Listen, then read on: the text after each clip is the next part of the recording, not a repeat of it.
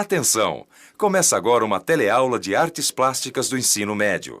Você vai assistir a teleaula de número 3. Bons estudos!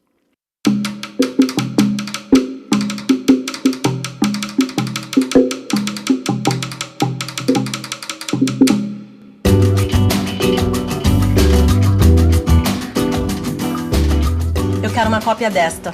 Ceci n'est pas un pipe. É francês. Quer dizer, isto não é um cachimbo. Isto não é um cachimbo.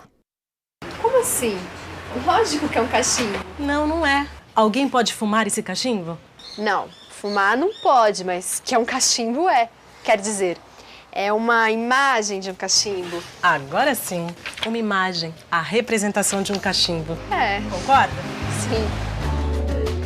As imagens enganam. Na teleaula de hoje, vamos entender um pouco melhor a relação entre a arte e a realidade. Vamos ver o que é arte figurativa e o que é arte abstrata.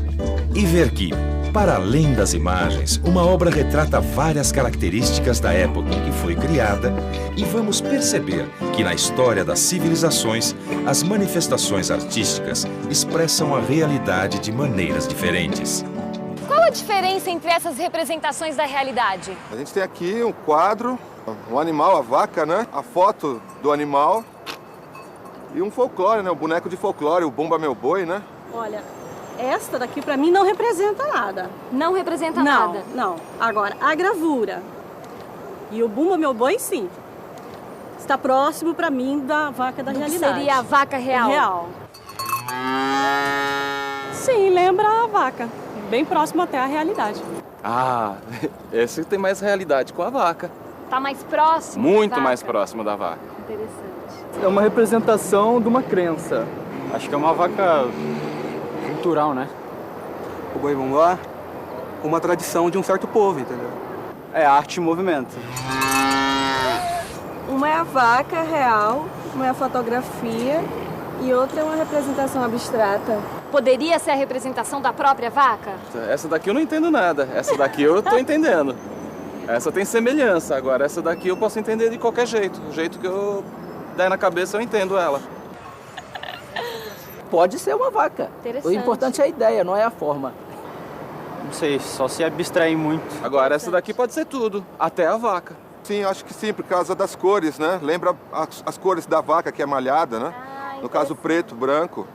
Depende do ponto de percepção, entendeu? Quando uma obra artística procura representar o mundo físico da maneira como a gente enxerga esse mundo... Como é o caso dessa foto aqui. A gente diz que ela é arte figurativa. Mas quando a obra altera bastante a forma e as cores das coisas, quando ela parece se separar, se abstrair do real, como essa vaca geométrica, a gente diz que ela é arte abstrata. Vamos pensar um pouco. Desde o início da história do conhecimento, pensadores e filósofos se debruçam sobre a complexa relação que une imagem e realidade. De uma maneira simples, pode-se dizer que a imagem é algo utilizado para representar uma outra coisa na sua ausência. Podemos considerar essa representação uma realidade? Seja qual for a resposta, o fato é que o homem sempre utilizou imagens para representar a realidade. Nasce assim a relação entre arte e realidade. Parece com a realidade como a gente enxerga as coisas. Representação figurativa. Esse aqui lembra aquelas bandeirinhas das festas juninas, mas não é a realidade nua e crua. Representação abstrata. Tem a ver com a realidade. São pessoas, mas tem uma alteração aí. Arte abstrata. Nossa, olha essa, parece até gente de verdade. Arte figurativa. Essa aqui tem tudo a ver com a realidade regional. Arte figurativa. E agora? Figurativa aqui no começo, depois fica abstrata. Será que uma obra tem que ser uma coisa ou outra? Esta é uma pergunta muito boa. Será que existe um limite rígido que divide a arte figurativa de um lado e a arte abstrata de outro? Na minha cabeça, a arte figurativa, essa que tenta imitar a realidade, é uma coisa mais antiga, dos egípcios, dos gregos, do Renascimento. Isso aqui é mais moderno, do século XX, então é arte abstrata. Não é assim não, dona Kátia. A arte abstrata é quase tão antiga quanto a humanidade. E nos dias de hoje existe a arte figurativa e a arte abstrata. As duas formas na mesma medida. Sabia? Há cerca de 5.000 anos, duas civilizações desenvolveram-se no Oriente Médio. A da Mesopotâmia e a do Egito. A arte produzida por esses povos esteve sempre ligada às suas crenças, aos seus valores e à sua sobrevivência. Ou seja, há uma relação direta entre a arte destes povos e a realidade. Esta estátua do rei egípcio Mentuhotep, de cerca de 2.000 anos antes de Cristo, é um exemplo de arte figurativa que apresenta elementos abstratos. A barba pontuda e curva era própria dos deuses, e para os egípcios daquela época, o rei ou o faraó era o próprio deus. Mas os gregos tinham uma arte mais figurativa. Essas estátuas só faltam falar, parece até gente de verdade. E as túnicas, as dobras dos tecidos, os músculos, é incrível. É verdade. Os gregos foram os primeiros a estudar as proporções do corpo humano. Eles buscavam uma perfeição ideal. A Grécia é tão antiga quanto o Egito e a Mesopotâmia, mas sua arte só se consolidou mais tarde, a partir de 700 anos antes de Cristo.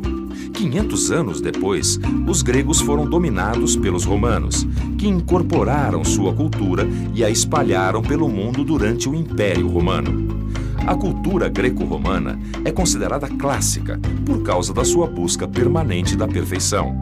A arte, seja figurativa, seja abstrata, expressa a realidade do seu tempo. Só que cada uma faz isso à sua maneira. Não tem uma que é mais fiel, mais verdadeira. No tempo dos egípcios, era de um jeito. Dos gregos, de outro. E hoje, outro. Outro dia eu fui ver o trabalho de um artista popular nordestino, chamado Cícero Alves dos Santos, o Velho da Glória, como ele é mais conhecido. É um exemplo de obra essencialmente figurativa que contém também aspectos de arte abstrata.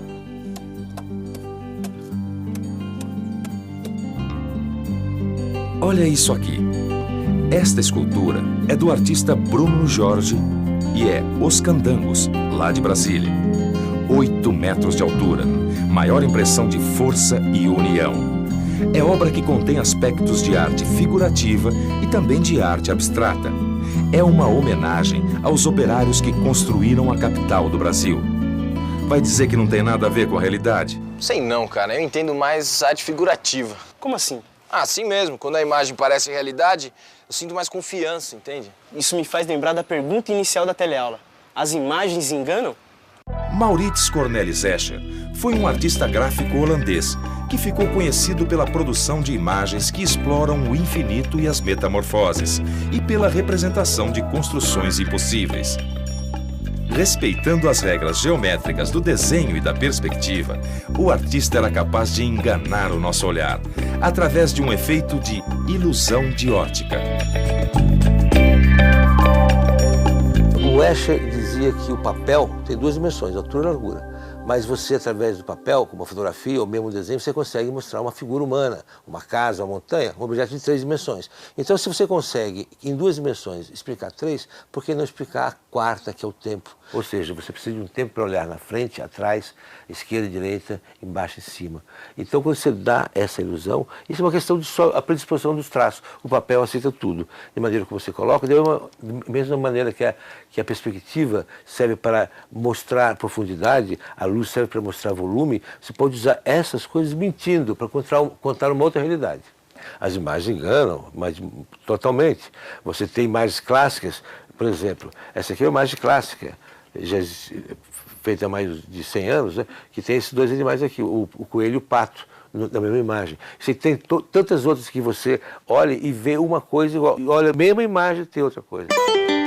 Olha que legal. Sabe o que eu acho difícil da arte abstrata? O quê? É que às vezes eu fico meio perdida quando eu não consigo identificar as figuras, sem saber o que elas estão representando. A gente tem que olhar uma obra abstrata com outros olhos. Não adianta ficar tentando encontrar uma forma que a gente reconheça. As sensações que a obra provoca são mais importantes. Aqui, dá uma olhada nesta escultura. É do artista Alexander Calder. Ele era americano, formado em engenharia e inventor dos móveis. Placas e discos metálicos no espaço, unidos entre si por fios que se agitam quando tocados pelo vento ou movimentados por um pequeno motor. Quando a gente vê essas obras, a gente pensa em equilíbrio, em simetria, em proporção, em movimento. Peraí. Equilíbrio, proporção, simetria, movimento. Até eu, que não sou uma grande artista, penso nessas coisas na hora que eu tiro as minhas fotos. Ela tem razão. A nossa percepção é orientada por conceitos como equilíbrio, simetria, proporção e movimento. Tanto faz se a obra é figurativa ou abstrata. Saber disso ajuda a gente a refletir sobre a realidade que a obra está abordando. E atenção, se liga aí que é hora da revisão. Nesta teleaula lançamos a pergunta: as imagens enganam? Para tentar entender melhor a relação entre arte e realidade. Vimos o que é arte figurativa. É aquela que tenta representar o mundo físico como o vemos. E o que é arte abstrata, que é aquela que altera bastante a forma e as cores das coisas, que se abstrai do real. Aprendemos que não existe um limite rígido entre arte figurativa e arte abstrata. E que na história das civilizações, as manifestações artísticas expressam a realidade com propostas mais ou menos figurativas ou abstratas. E por fim vimos que aspectos sociais, históricos e ideológicos estão presentes nas imagens que compõem a obra, seja ela figurativa ou abstrata. E isso aqui que você está vendo aí na sua tela? É uma vaca? Como não é uma vaca? É uma vacona. Como não é uma moto? Calma, Marcão. Essa mensagem não é pra você que tá aqui. É pra você que tá vendo a vaca e a moto através da televisão. Ah, então não é uma vaca, não é uma moto, é uma... Deixa o pessoal pensar. Agora é com você. Ah, agora você pegou o espírito da coisa. Bons estudos e até a próxima.